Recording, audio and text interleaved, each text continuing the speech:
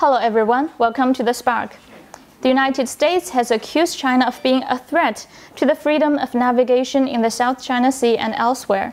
A bizarre claim, given that China has never received a complaint from any passing ship that felt its passage obstructed.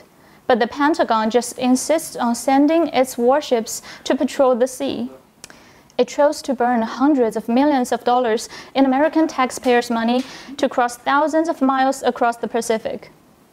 It wants to achieve stability in a region where stability is already the norm. That's all fine. If the Pentagon needs to feel important and relevant, let it embark on an expensive and pointless endeavor.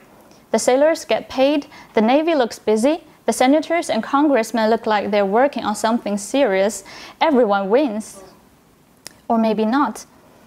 For some mysterious reason, U.S. Navy destroyer John McCain collided with an oil tanker near Singapore recently.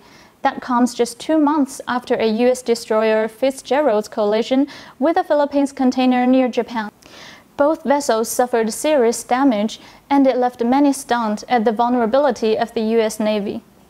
But what is truly puzzling is that nobody was watching the ship while it sailed through one of the busiest waters in the world.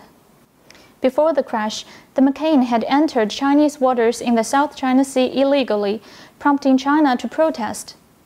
And en route to Singapore, according to the U.S. Navy, the sailors were smoking cigars, playing card games, and fishing.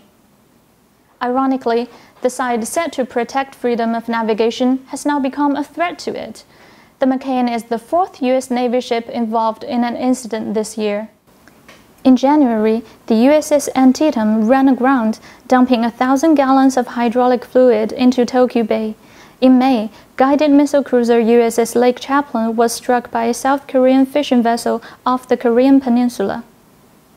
Some of the remains of 10 McCain crew have been found, and 5 crew members were injured, while 7 of the Fitzgerald sailors lost their lives.